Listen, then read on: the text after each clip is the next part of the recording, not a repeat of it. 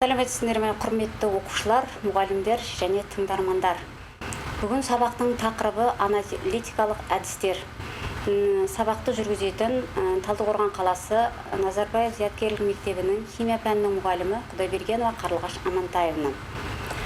Сабақтың мақсаты заманауи химиядағы аналитикалық әдістер мәнін түсіну, қосылыстың масс спектрін қарапайым қолданып, оның салыстырмалы молекулалық массасын анықтай білу, қарапайым деңгейде молекулалық ионның түзілуі мен оның одан арғы бөлінуін түсіну, N+1 шыңының негізін жалпы түрде білу, қосылыстың масс спектрін қолданып, оның құрылымы жайында болжам жасай білу.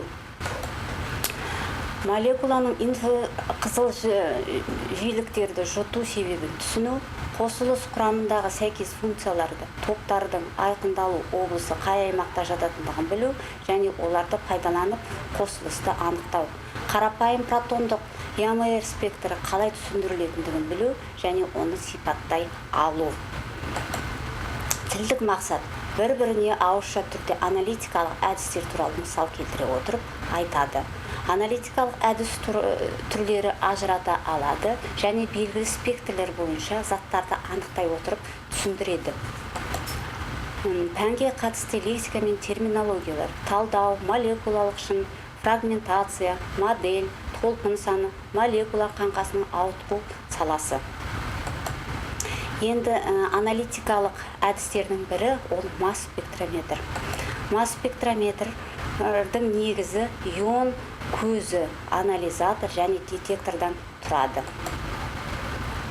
Жұмыс істеу тәртібі: иондалу. Газ тәріздес атомнан электрон атқылағанда бөлінген электрондар иондалады.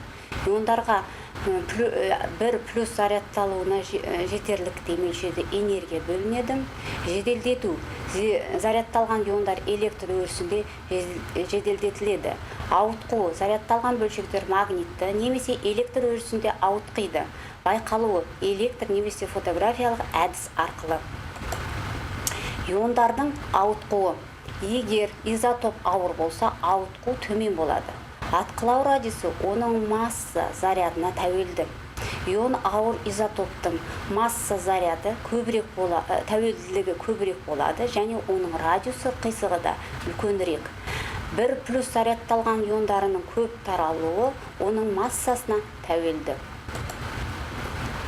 Егер зарядталған ион 2 плюс болса, онда ауытқу көбірек болады. Масса зарядқа тәуелділік мәні 2 есеге азаяды. Иондар заряды 2 еселенсе, масса бөлінген заряд 2 есеге азаяды. Таралуы өзгермейді. Now, there are 3 basic steps in a mass spectrometry experiment. The first step is to ionize the compounds we'll be analyzing. They need to be charged in some way. In this example, we'll be using these red or pink colored spheres to represent molecules that we'll be analyzing. And we need to turn those into charged species so that we can conduct the mass spectrometry experiment. Once we've created our ions, the next step is mass filtration or mass analysis. In some way, we need to organize all of the ions generated based upon their mass and separate them in space because of this parameter. The final step is detection. In the detection step of the experiment, we'll be trying to locate where and how these ions are moving and use that information to determine what their masses must be. This is the source of mass spectrometry experimental data. Let's begin by considering how to ionize a molecule. And I'll be showing you today one of the most basic but most widely used ionization methods in mass spectrometry. That is electron impact ionization. In electron impact ionization, the gas phase molecules are passed through an arcing electrical current, which consists of very high energy electrons. On occasion, one of these high energy electrons will strike the molecule, creating a radical cation by knocking a second electron out of the outer shell of that molecule as it passes by. Now let's take a look at the top left of this slide and watch our first example of what can occur when a high energy electron strikes a gas phase molecule. When impact occurs, a second electron is knocked out, almost like a billiard ball. And the result of this is a radical cation which has lost a nominal amount of mass. it weighs essentially exactly the same as the molecule itself did, minus of course the weight of an electron. But this is not always the case. In some instances, when an impact occurs, not only is the molecule ionized, but the radical cation fragments in such a way that frequently the radical goes to one side of the fragment, whereas the charge goes to the other side. In the depiction I've just shown you, the larger of the two fragments is the one that receives the charge. This is, however, not necessarily so. It's entirely possible that when the cation is formed, that instead the charge is carried by the smaller fragment. So as you can see, there are a number of different ways that these ions can be generated, each of which creates an ion of a different mass. And we should keep in mind that this process is not necessarily going on one molecule at a time. We're looking at a large assembly of molecules. And so really what's going on inside the ionizer is many impacts are occurring, generating many different ions and fragments. And so we have to deal with this large collection of ions of different sizes.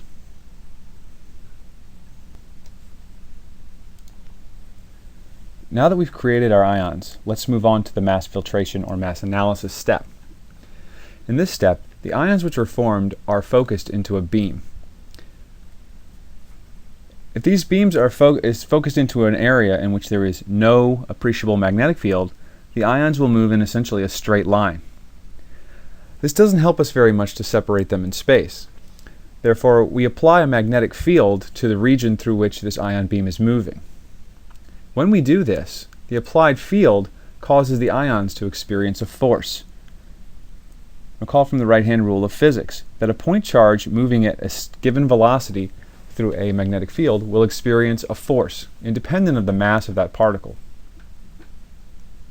Therefore, one could assume that the force acting on all of our ions, both molecular and fragments, is the same. Because force is equal to the mass times the acceleration of an object, we can calculate that the acceleration of any object must be equal to the force divided by its mass. In this instance, because force is constant for all ions, we can then determine that the acceleration is proportional to the reciprocal of the ion's mass. In other words, lighter ions will be deflected to a greater extent than heavier ions. This will cause them to be separated in space. As you can see in this example, the smaller green-colored ions are moving with a greater degree of curvature, and this means that they reach the bottom of the screen at a location closer to the source. So now that we have separated our ions in space, we need to bear the burden of detecting exactly where they have gone, so that we can then back calculate their masses.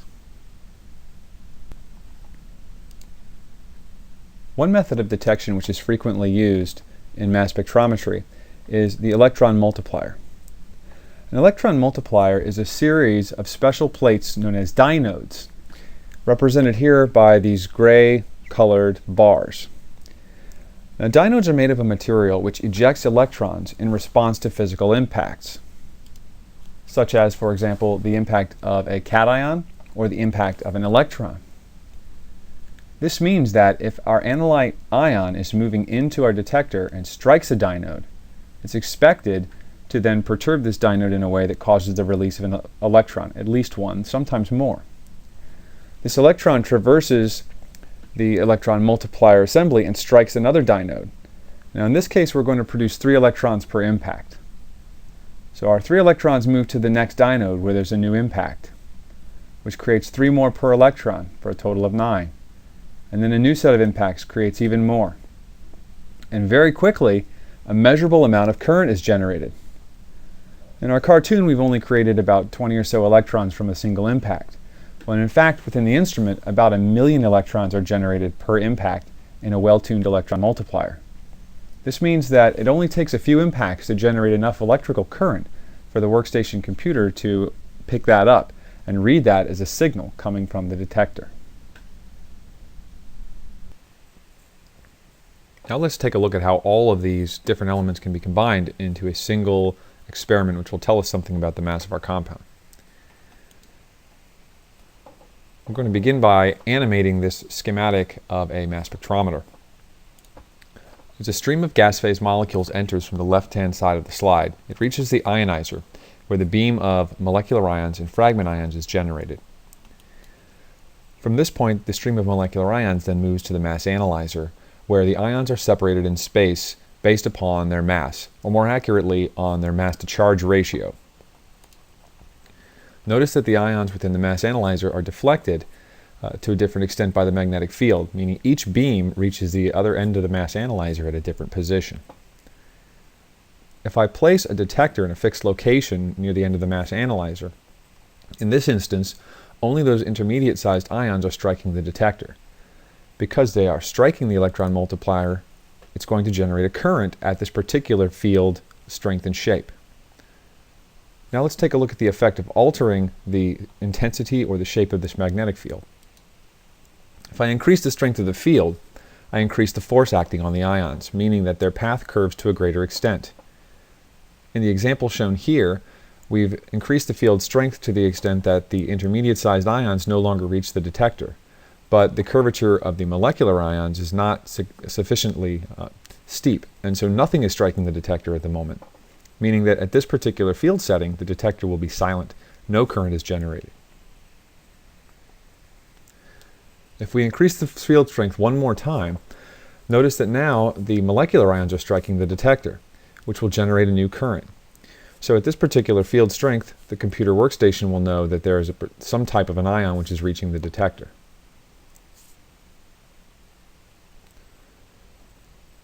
Creating a plot of the intensity versus m over z gives us our mass spectrum. What you're really looking at in a mass spectrum is not a plot of intensity versus m over z per se, but rather a plot of the amount of current which is exiting the electron multiplier as a function of the field setting.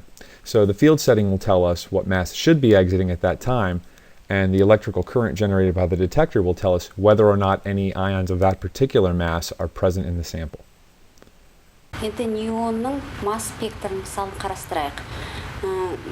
Табиғатта неонның 3 изотопы бар екенін Астон анықтаған. Олар неон 20, неон 21 және неон 22. Шыңның орналасуы оның атом массасын көрсетеді. Шыңның биіктігі оның табиғатта таралуын көрсетеді. Таралу шыңның максималдылығы 100 және қалғандары тиісінше көрсетеді. Бірінші мысал, неонның орташа салыстырмалы атомдық массасын есептеу керек. Ол үшін салыстырмалы атомдық массасын берілген спектрлер арқылы оның пайыздық мөлшерін олардың атомдық массасына көбейтеміз, және олардың қосындысын 100-ге бөлгенге тең болады. Яғни 90 бүтін 100-ден 92 көбейтілген 20, қосылған 0,26 көбейтілген 21, қосылған 8,82 көбейтілген 22-ні бұны барлығын 100-ге бөлеміз. Сол кезде 20 да 199 шығады. Жауабы 20 да 18. Екінші мысалды келтіретін болсақ, табиғатта калий 39 және калий 41 екі изотопы бар. Егер калийдің атомдық массасы 39,1 болса, онда әрбір калийдің табиғатта таралуын есептеңіздер. Егер калий 39 табиғатта таралуын x деп белгілесек, онда калийдің 41 массасын 100 алынған x деп аламыз. Осыдан математикалық өрнек құрамыз. Математикалық өрнектің нәтижесінде x-іміз бізде 95-ге тең болады. Яғни жауабы калий 39 массасы 95%-ға және калий 41%-ы 5%-ға тең болады. Яғни осы арқылы біз олардың спектрларын құра аламыз екен. Келесі мысалды біз оқушыларға бере аламыз екен. Осындай тапсырмалар арқылы оқушылардың білімін шыңдауға болады. And now we have a question related to this picture. As we can see from this picture, we have two isotopes that have two different atomic mass that are 38 and 40, and they both have been formed as unipositive ions. Well, the task is to redraw the diagram with the most abundant isotope scaled up to 100%, and then calculate the average relative atomic mass. Also, we should find that what would be when the m over z values and the abundance if 2 plus ions had been formed. And then we we have found that new values are 166.7, and we should see that on the diagram. And the new scale atoms of mass 38, and we have another atomic mass that is 40. And the abundance of 38 is 100, while the abundance of 40 is 66.7. And then we should find the average. That is the sum of 100 multiplied by 38, and the sum and 66.7 multiplied by 40, and it's all divided by 166.7. And then we get 38.8. And then by doubling the charge to 2 plus, the atomic mass value is halved, and that's why new peaks are formed at 19 and 20, and that's why the abundance is the same. Масс спектрометрдің басқа да әдісін қолдану, молекулалық массасын анықтау. Қазіргі таңда масс спектрометрді белгісіз немесе жаңа қосылыстардың анықтау үшін пайдаланылады. Массасы аз бөлшек алу үшін молекуланы иондаған кезде иондалған молекулалар бөлінеді немесе қайта түзіледі. Тек оң зарядталған бөлшектер ауытқиды және олар анықталынады. Осының нәтижесінде көптеген спектр шыңдары пайда болады. Иондалған молекулалар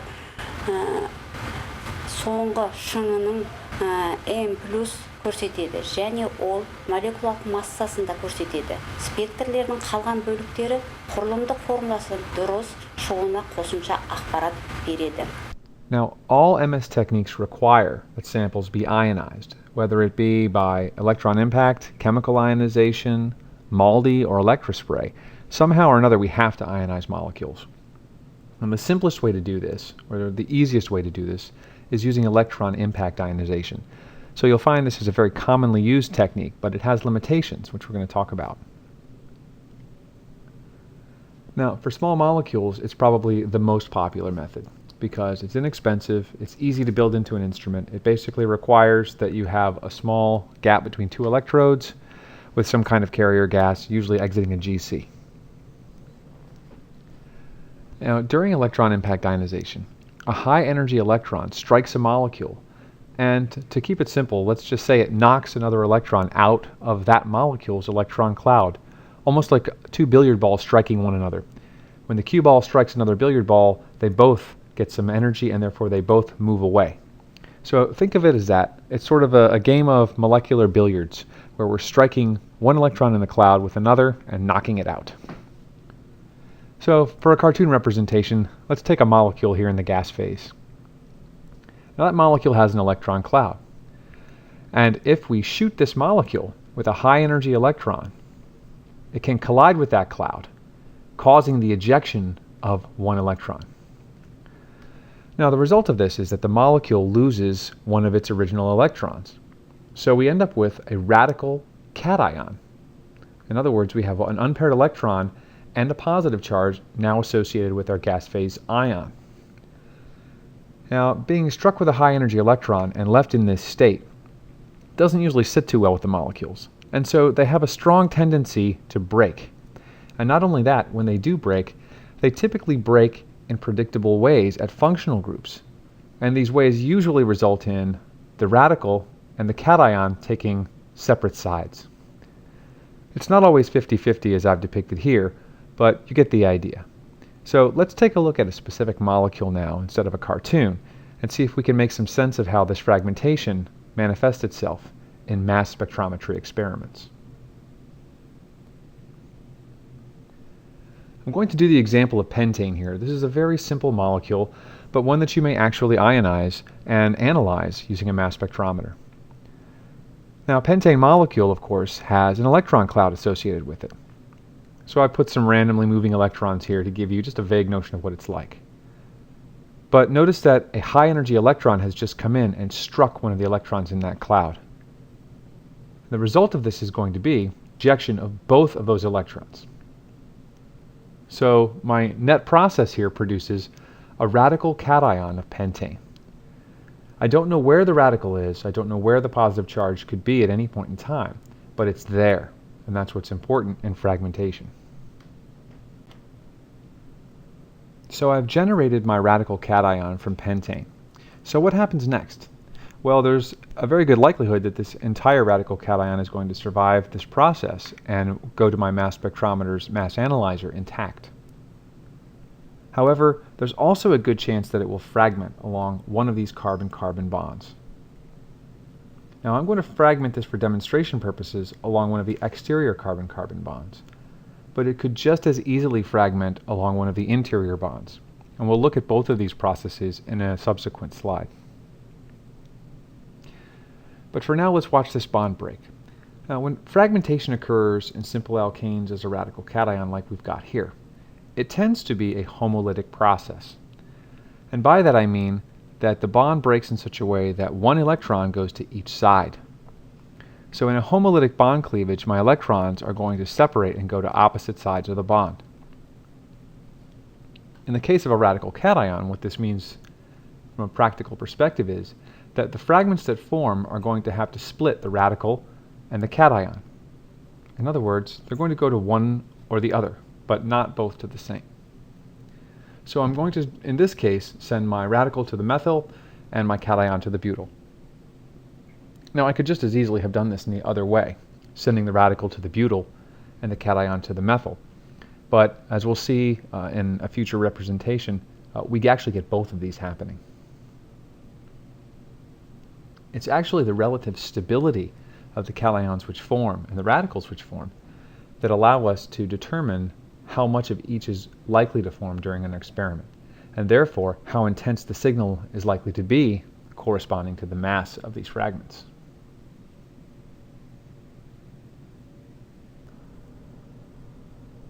So let's take what we've learned so far about the ionization and fragmentation processes and try to use them to predict how the mass spectrum of pentane might look in an EI mode experiment. So we're going to start from the molecular radical cation, which has an m/z of 72. But this molecular radical cation can fragment at the external carbon-carbon bond or at the interior carbon-carbon bond. If it were to fragment at the exterior carbon-carbon bond, two potential fragment sets could form. The first of which is a methyl radical and a primary cation in the butyl cation. This butyl cation has an m/z of 57. But we could also have a fragmentation process which produces a butyl radical and a methyl cation with an m/z of 15. Fragmentation along one of the interior carbon-carbon bonds will produce an ethyl radical and a propyl cation with an m/z 43, or a propyl cation and an ethyl radical with an m/z of 29. So I expect to see peaks in my mass spectrum, which are of mass over charge ratios of 15, 29, 43, 57, and 72, with some isotope peaks thrown in as well, owing to natural abundance of C13 and deuterium. But why is it that some of these peaks are taller than others? Well, if we look at the peaks at 15 and 57, we notice that they correspond to fragmentation processes which produce one methyl fragment and one primary fragment. Whereas the larger peaks at 29 and 43 correspond to those processes which give us two primary fragments, meaning that the set is more stable. And of course our molecular ion at 72 in this case is relatively small because linear alkanes fragment fairly well under EI mode conditions. So using what we know about fragmentation processes and the relative stability of the radical and cation fragments that form, we can start to make some predictions about what a mass spectrum might look like. And indeed, this is a pattern that is very common to linear alkanes, having this sort of a sinusoidal shape to the mass spectrum in which the peaks that break forming more substituted sets of radicals and cations tend to be larger. So this will get you started on your fragmentation analysis, keeping in mind, of course, that the addition of functional groups and branching and cyclization all add new caveats to this analysis. But again, this should be enough to get you started, so Good luck with assigning your mass spectra, and I'll see you next time. Бөліну үлгісі алкан. Қарапайым көмірсутектің арасындағы С байланыстың үзілу нәтижесінде түзілген иондардың шыңдарының масс спектрі көрсетілген. Масса бөлінген заряд SH3 плюс 15, S2H5 29, S3H7 плюс 43, S4H9 плюс 57, S5H11 плюс 71, S6H13 плюс 85-ке тең болады. Қалыптасқан карб катионның тұрақтылығын оның көптілігі әсер етеді. Жоғары шыңдағы көбірек тұрақты катион көрсетеді. Карб катионға қаншалықты көп алкил тобы жалғанса, соншалықты тұрақтылығы артады. Тұрақтылығы жоғарғы және тұрақтылығы төменділік көрсетілген. Бөліну үлгісі алдегидтер пен кетондардың. Мысалы, иондалған молекуланың масса зарядқа қатынасы 100-ге тең болатын болса, оның бөліну кестесі сіздердің алдарыңызда тұр. Яғни, бұл жерде бөлінеді S4H9CO деп 85-ке SH3 радикал ретінде және S4H9CO радикал ретінде және SH3 катион ретінде 15 массасы 15-ке тең бөліне алады екен. Сол сияқты SH3CO катион ретінде 43 және S4H9 радикал ретінде SH3CO радикал ретінде S4H9 плюс катион ретінде де бөліне алады. Және жекеше CO-ның катион да радикал ретінде де қарастырылып бөлінуге болады екен. Иондалған молекулалық масс спектрі, октанның спектрі S8H18 плюс иондалған молекуласы 114 сигналын береді. Иондалған молекула соңғы сигналды көрсетеді. Ол қосылыстың молекулалық массасына сай келеді. Иондалған молекуласы ең соңғысы 114. Иондалған молекуланың масс спектрі 115 орналасқан кішкене шың табиғатта көміртек 13 таралуын көрсетеді, шамамен 1%. Бұл шыңның салыстырмалы биіктігі иондалған молекуладағы көміртек атомдар санына тәуелді. Көміртек атомы көп болған сайын N+1 шыңы биік болады. Масс спектр иондалған молекуланың бөлінуі. Спектрлердің қалған бөліктері құрылымдық формуласының дұрыс шығуына қосымша ақпарат береді. Мысалы 19-ға сай S2H5. Сол секілді әрбір катиондар өзінің массасы бойынша өз шыңдарын көрсетеді екен. Бөліну үлгісі. Осы мысалда оқушыларға осы тақырып бойынша мынандай мысалдар беруге болады. See the mass spectrometer of the particular compounds which we should find out by this graph. Here we can see the three main peaks is 29, 43 and 79 and 81. So we know that 29 is the mass of the radical C2H5 and the 43 is the mass of the radical C3H7. Now we know that C3H7 is the part of the compound, and what about the third peak, 79 and 81? It is the masses of the isotopes of the halogen bromine, so we know that bromine is the part of these compounds. So now we can conclude that our compound is C3H7 bromine. So also this graph shows two main peaks at the end, which is equal to the 122 and 124. So that is why we can see here that there is the compound C3H7 bromine, and it has two molecular masses 122 and 124, and both these compounds are present within our sample.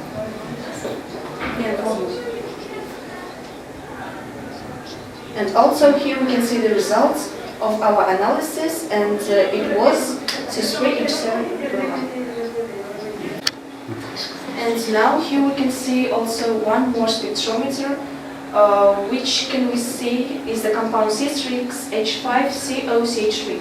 So we have the spectrometer of these compounds, and we can see that there are the main peaks 43, 77, 105 and 120.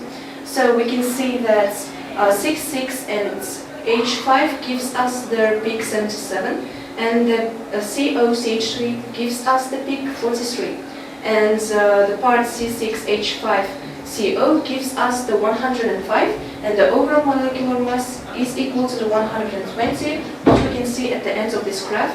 So now we can actually conclude that these peaks all show the parts of the compound, and that is why we can easily understand which compounds. We can easily understand that this graph belongs to this compound. Келесі қосылыс С10H22 деканның спектрін мынандай көріністе көруге болады. Енді келесі аналитикалық әдістің бірі ол инфрақызыл спектроскопия. Инфрақызыл сәуле молекулалардың тербелмелі спектрлері практика жүзінде инфрақызыл спектроскопия әдістерімен зерттелінеді. Инфрақызыл спектр арқылы бір затқа толық мәлімет беру мүмкін емес. ЯМР және МС әдісі арқылы анықтау барысында инфрақызыл спектрін қолдануға болады. Шыңның пайда болуы байланыс күшіне, байланыс қосылысындағы атом массасына тәуелді. Мықты байланыс және жеңіл атом жұтылу толқыны төмен болады. Әлсіз байланыс және ауыр атом жұтылу толқыны жоғары болады. Инфрақызыл сәуле тік осі жұтылу аймағы жоғары болса, шыңы үлкен болады. Көлденең осі жиілік толқынның жиілік саны сантиметр минус 1 мен өлшенеді. Толқын ұзындығы микрон, 1 микронда 1000 нанометр. Енді органикалық молекулалардың құрылысында С және СH байланыстары көп. Олардың алынған спектрінің шыңдары 1400-ден 800 аралығында жатады. Бұл аралық бармақ ізі деп аталады. Карбонилді қосылыстар 1700 және 1760 арасындағы жоғары жұтылу аймағы көрсетеді. Бұл СО байланыстың болуына байланысты. Спирттер 3200 және 3600 арасында үлкен сіңірілу аймағын көрсетеді. Бұл OH байланыстың болуына байланысты. Карбоксилді қышқылдар 3200 және 3600 аралығында үлкен сіңірілу аймағын көрсетеді. Бұл OH байланыстың болуына байланысты. 1700 жоғарғы жұтылу аймағын көрсетеді. Бұл СО байланыстың болуына байланысты. Күрделі эфирлер 1750 және 1730 арасында жоғарғы жұтылу аймағын көрсетеді. Бұл СО байланыстың болуына байланысты. Яғни спирт, альдегид және карбон қышқылдарының арасындағы спектрлерінің айырмашылығы спирт OH тармағы көрсетілген, альдегид СО тармағы көрсетілген және карбон қышқылында OH тармағы және СО тармағы сіздердің алдарыңызда көрсетілген.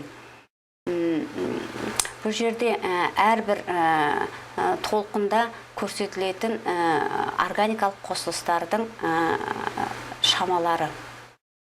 Және оны біз кесте түрінде де көруімізге болады. Яғни әрбір қосылыста таралу аймағы қай жерде екенін осы кесте арқылы біз заттардың формуласын анықтай аламыз. So the next spectrum that's used in analytic techniques is infrared spectrum. Before solving some problems and tasks for this theme, students are normally given the decibel quiz, including such information, where we got like infrared absorption frequencies that we can find out what kind of bones there in the absorbing sample. So let's look at this table. For example, we got some bonds like CO bonds, where we can find it.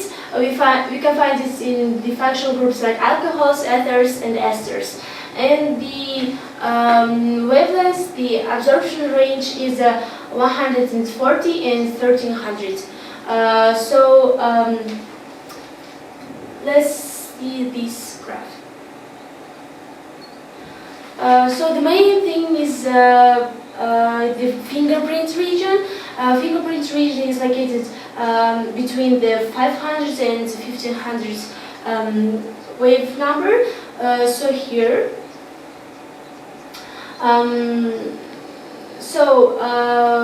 as for detecting what kind of substance the samples that we are observing, we should look for the peaks.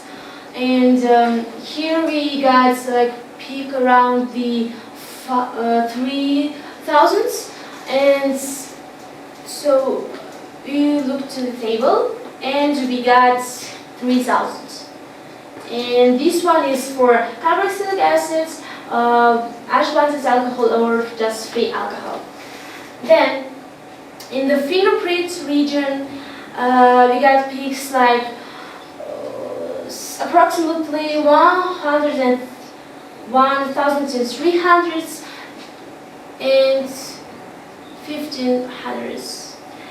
and it matches this first example. So we got CO bond and OH bond.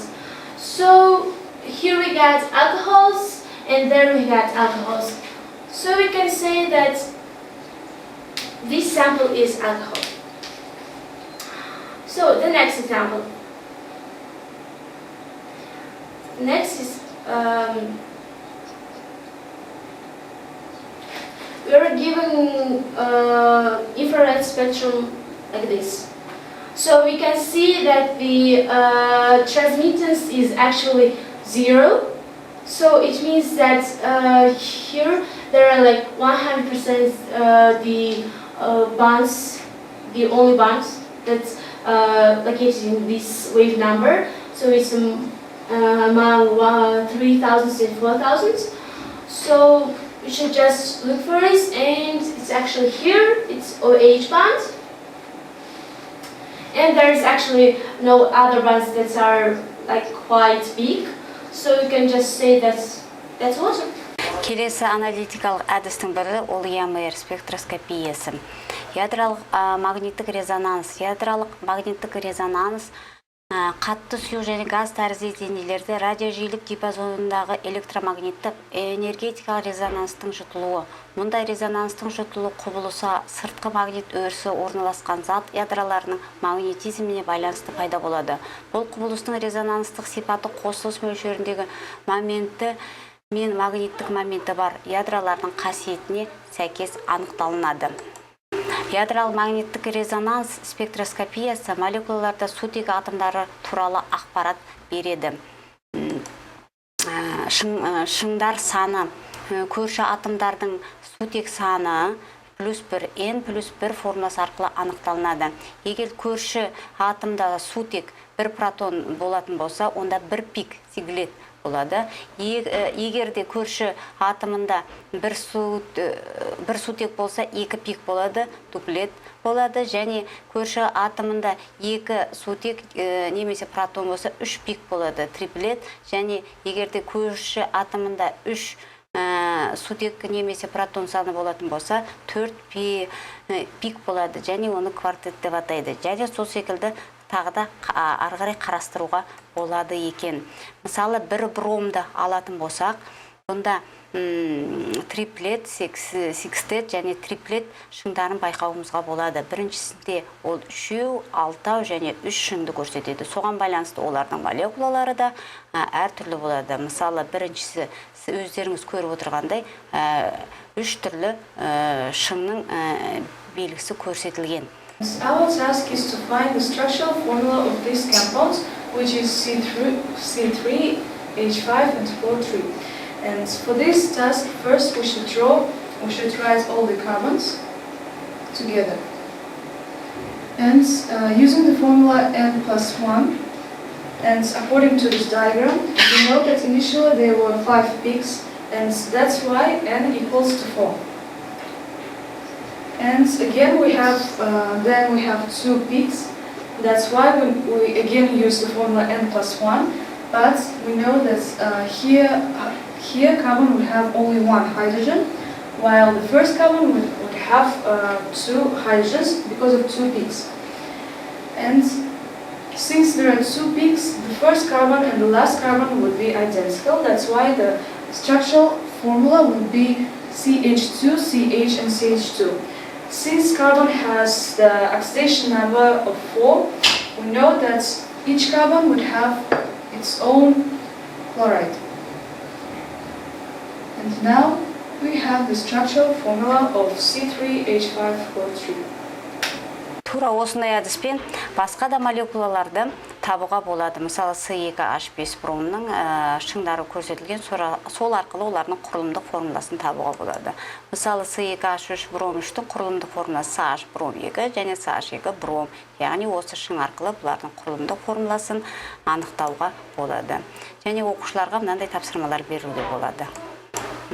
Енді керісінше көміртек 13 ЯМР спектрометрі екі түрлі изомері жазылған. Осы екі түрлінің изомерінің спектрлары екі түрлі болады. Біреуінде 3 пик, 3 әртүрлі көміртек атомы болады. Екіншісінде 2 пик, 2 әртүрлі көміртек атомы болады. Сондықтан екі изомерге байланысты бұлардың шыңдары да әртүрлі болып келеді екен. Қолдану саласы, яғни химия күрделі қосылыстардың құрылымын анықтау, қоспалардың құрамын анықтау, үлгі құрамын бұзатын әсерінің жоқтығы және тағы басқа екі өлшемді әдістемелерді қоса. Полимерлер өндірісі, полимерлік тізбектердің құрылымын саралау, үлестірім және жүйелік бірізділігін саралау, кинетикалық және термодинамикалық саралау, фармацевтикалық химия, дәрілік дәрі-дәрмектердің сапасын бақылау, биологиялық сұйықтықтар мен ұлпалардың химиялық құрамын анықтау, дәрілік дәрі-дәрмектердің клиникалық жағдайына дейін зерттеу жүргізу. Тамақ өнеркәсібі, майдың ылғалдылығын, көміртегінің ақуыздың мөлшерін анықтау, шарап, шырын, спирт, сыра сапасын бақылау, қоспалардың құрылымын анықтау, тамақ қоспаларын сандық анализ жүргізу, мұнай химиясы, мұнай және мұнай өнімдерінің құрамы, мұнай өнімдерінің техникалық қасиетін болжау, жанармай және майлайтын материалдардағы сапалық және сандық анализ жүргізу. Қорыта келгенде аналитикалық әдістер ғылымның дамуына көптеген үлесін қосады. Әртүрлі кен орындарды зерттеуде аналитикалық әдістер ең тиімді болып саналады. Сонымен қатар медицина саласында да магниттік резонанс томографиясы атымен де танымал. Заманауи қондырғыларды зерттеу, олармен жұмыс істеу барысы жас ұрпақтың пәнге деген қызығушылығын арттырып, ғылымға деген бет бұрысын қалыптастырады. Назарларыңызға рахмет. Барлық материалдарды төмендегі сайттар көре аласыздар.